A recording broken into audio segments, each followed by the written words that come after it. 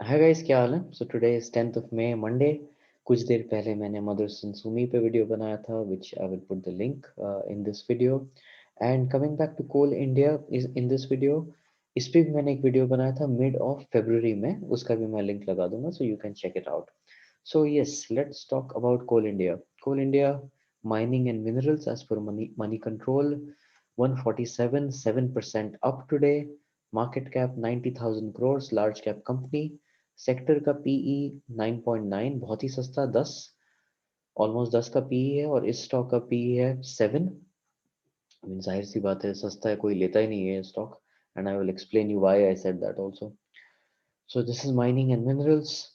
Number one highest market cap Vedanta का है, and coal India is the second largest, NMDC third. NMDC तो क्या भाग रहा है, इसका भी मैंने वीडियो बनाया, I will put the link, you can check it out. NMDC is doing very well. NSC के वेबसाइट पे देख लेते हैं, Nifty 500। Okay, so this is not really fair. 500 stock का तो sectoral P 33, and this is so inexpensive in comparison. Anyway, तो क्यों है ये इतना सस्ता और ये क्यों नहीं भाग रहा है? So Coal India is asset heavy, slow moving, high dividend. I think this is how I would, in very simple words, explain it. And also, Coal India, as the name suggests, is coal. Puri dunya is moving towards, let's say, environmental friendly, etc. And coal is quite the opposite of that.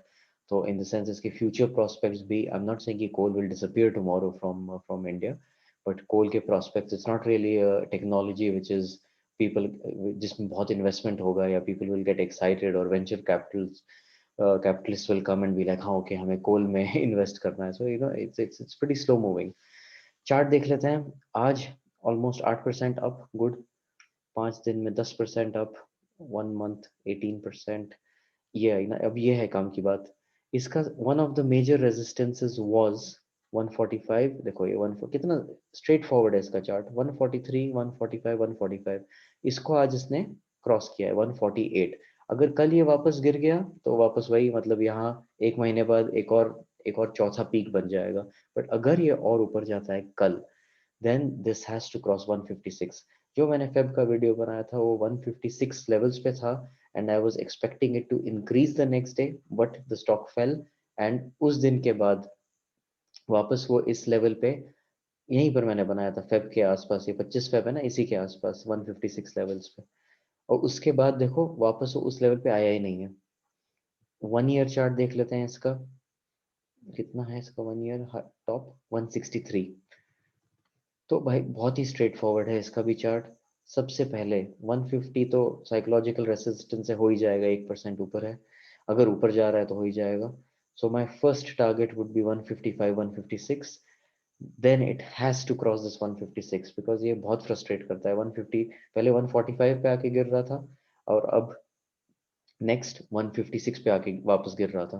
तो इसने 156 cross करना है, उसके बाद ही 163, obviously 52 week high, and तब आगे, मतलब ये स्टॉक एक पॉइंट पे ₹350 के आसपास हुआ करता था, अभी हाफ से भी कम है। तो मैं उसके ऊपर ज्यादा भी जा नहीं रहा हूँ, 163 तक तो जाए पहले, फिर उसके बाद we can always discuss the next targets.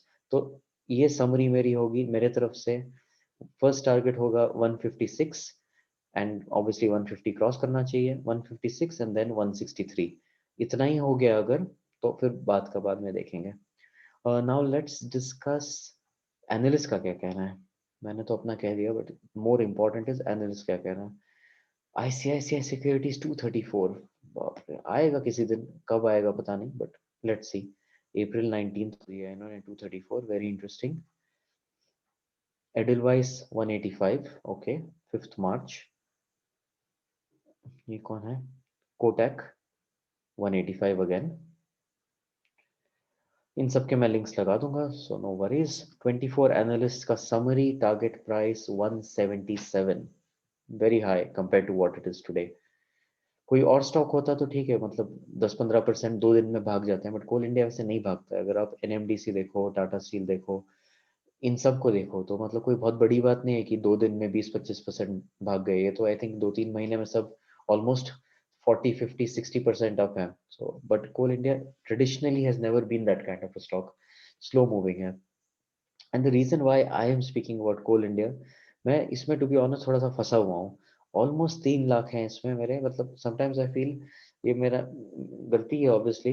इतना, यही अमाउंट अगर मैंने किसी भी और, लेट्स से टाटा स्टील, मैं मेटल्स की बात कर रहा हूँ, टाटा स्टील, हिंडाल्को, एनएमडीसी, इन सब में डिवाइड करके भी डाल दिया होता, so I would have been in a much better position. But that's what experience is, that's what I am making these videos so that someone else will watch it and learn and maybe not make the mistakes that I have made. So I'm not saying कि मैं जो कर रहा हूँ सही कर रहा हूँ, मैं अपने mistakes भी share कर रहा हूँ, so that I would not recommend, especially if you're trading or even from an investment perspective, बहुत सारे अलग stocks हैं, बहुत सारे stocks हैं जिनमें you can get better return. Coal India अगर भागना शुरू किया, if I was investing from scratch in Coal India, at this point एक ट्रेड में लेता शायद 147, 148 से 163 तक, but otherwise I would let it cross 163। इसमें अभी तक मोमेंटम नहीं है, 156 इसने जब तक क्रॉस नहीं किया, 163 क्रॉस नहीं किया, आई डोंट थिंक इसमें मेक सेंस टू इन्वेस्ट और to trade. And last time March का डिविडेंड भी एक्चुअली डिसअपॉइंटिंग था। पिछले वीडियो में मैंने क्लियर वो बताया था कि कितना डिविडेंड मिलने पे it is as good as having an FD। तो जो पिछला डिविडेंड था, if I'm not mistaken, ₹5 per share था, so that is even poorer than an FD। So putting this money in FD would have made me more returns।